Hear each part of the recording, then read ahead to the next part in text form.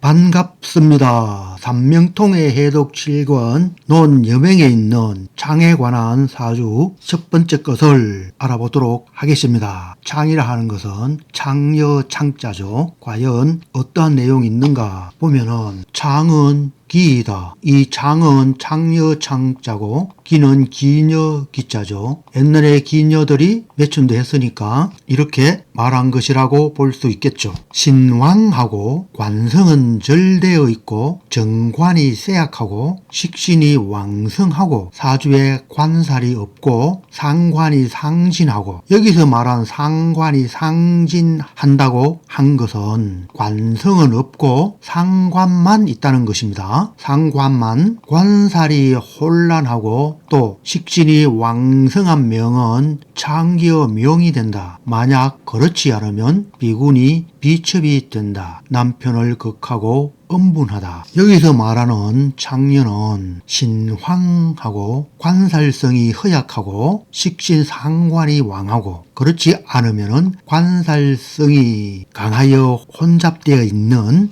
그러한 사주가 창기에 해당하는 사주라는 것입니다. 창기를 하지 않으면 비군이 비첩이 된다. 고대의 중국에서 비군이는 매춘을 한 것으로 알고 있습니다. 비첩은 어느 남자나 취할 수 있는 그런 비천한 계통이죠. 비천한 계통.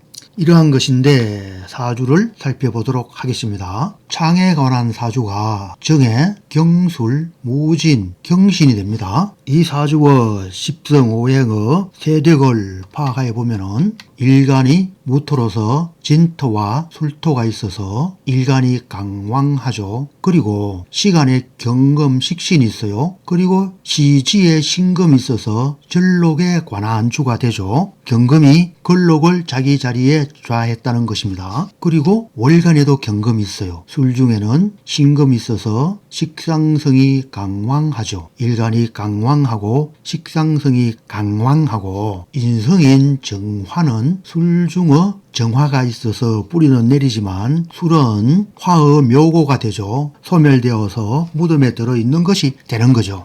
그래서 화는 뿌리는 있지만 약하다. 그리고 재성을 보면은 신과 진과 술이 있어서 재성이 강합니다. 일간이 강하고 식상생재를 하는 기세가 이루어진 사주가 됩니다. 그리고 관성은 해 중에 간목이 있고 진 중에 을목이 있어서 관성이 아주 허약한 것은 아닙니다. 그래서 어느 정도 힘은 있습니다. 신강하고 식상이 강하고 재성도 강해서 식상이 재성으로 흐르는 기세가 성립되면은 사회 활동을 강하게 하는 사주일 수밖에 없습니다. 그런데 고대에는 여자의 직업이 거의 없죠. 여자의 직업이라 하는 것은 기녀가 어느 면에서 가장 확실한 직업이죠. 그래서 이 여자는 창기가 될 수밖에 없는 그러한 사주상의 여자라고 할 수가 있겠습니다. 그렇지만 현대에서는 여성들의 직업이 다방면에서 많이 있기 때문에 비천한 창기는 하지 않습니다. 그리고 성도 많이 개방되어 있죠. 창녀 직업을 가지지 않더라도 얼마든지 식신생재를 할 수 있는 직업이 많기 때문에 그러하다는 것입니다. 글을 보면 무는 간목이 남편이 된다. 월에는 목 지아비가 실지들이 무기하다. 또 경에 극절된다. 경금이 목을 극해서 극절되는 거죠. 또 경금은 시의 신에 인입하여 식신이 된다. 신금이 걸록지로서 강하게 힘을 받는다는 말이죠. 즉 신은 경금의 걸록이 된다. 그래서 식상성이 강왕하다는 것입니다. 진술은 개강으로 신을 생하여 태왕하고 해중의 임은 재성으로서 왕하다. 다 이야기했죠. 일간이 강왕하고 식상성도 강왕하여서 비견급이 식상성으로 흐르는 기세가 성립되고 다시 식상성은 재성으로 흐르는 기세가 성립되어서 신강한 식상생재를 하는 기세가 되었다는 것입니다. 그래서 옛날이나 지금이나 사회성이 굉장히 강하기 때문에 집안에 처박혀 있지 못하는 사주가 되는 거죠. 관성과 인성이 강하면은 집안에 틀어박혀서 얼마든지 남편을 위해서 가정을 위해서 생활을 하지만 식상생리하는 사주는 사회성이 강하기 때문에 집안에 붙어 있지 못합니다. 자유분방하게 돌아다니거나 일을 하는 사회생활을 하는 사주가 된다는 것입니다. 일컬어 신왕한데 생을 만나 식신을 탐하고 재성을 탐하여 남편이 없는 수려한 창녀가 되었다. 이 사주의 특성은 또 하나 무진과 경술은 개강살이죠. 개강살은 성격이 강하다고 할 수가 있습니다. 어떤 식으로 강하냐? 무인적인 측면이 있다는 것입니다. 현대에 비교하면은 체육을 잘 한다든가 이런 육체적으로도 힘을 잘 쓸 수 있는 그러한 특성이 성격도 강건합니다. 그래서 이러한 사주들은 여장부다운 사주라고도 할 수가 있겠습니다. 이러한데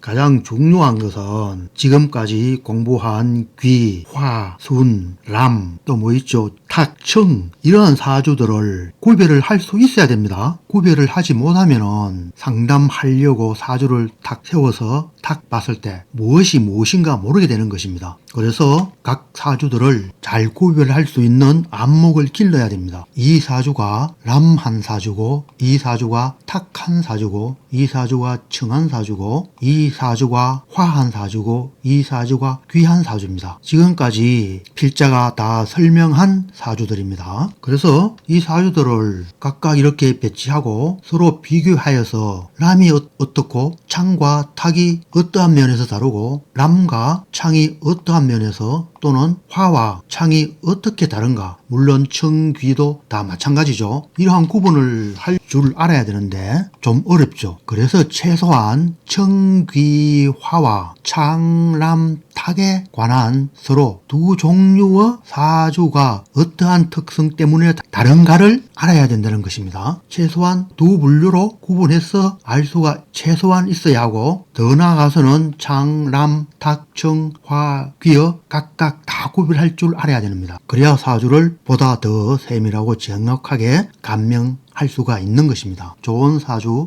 종류는 오행이 비교적 두루 건강하고 특히 관성과 식상성이 건강하고 다른 오행도 건강한 경우가 많습니다. 창이나 람이나 탁은 비교적 치우친 사주입니다. 그리고 창이나 람이나 탁은 금수가 강한 편이고 청이나 귀나 화는 수와 화가 비교적 중화가 되거나 또는 살짝 화가 강한 맛이 있는 그런 사주가 청한 사주, 귀한 사주, 화인 사주가 되는 것입니다. 여러분들이 하나하나 적어서 상호 대비하면서 학습하면은 그렇게 어렵지 않게 이 좋은 사주와 이 나쁜 사주의 차이점을 알 수 있을 것입니다. 조금 전에 이야기했듯이 식상이 생지하는 이런 사주들은 현대에서는 나쁘다고 할 수가 없습니다. 도리어 탁한 사주, 재성이 강왕하고 신강한 사주 이런 사주들이 가정생활을 잘 못하는 경우가 많습니다. 이 사주도 금수로 많이 치우쳤죠. 재와 관으로 치우친 사주죠. 그렇지만 인성도 강하잖아요. 그런데 묘목이 양인살이고 현침살이고 신도 현침살, 간목도 현침살이잖아요. 자묘형이 있고 흉살이 이러한 간지어 상호 관계가 그렇게 좋은 편은 아니죠. 그리고 묘와 자와 유가 다 왕지죠. 이러한 사주들은 오행이 두루 건강한 편에 있어도 좋지 않습니다. 간지와 간지가 서로 유정하지 않다는 것입니다.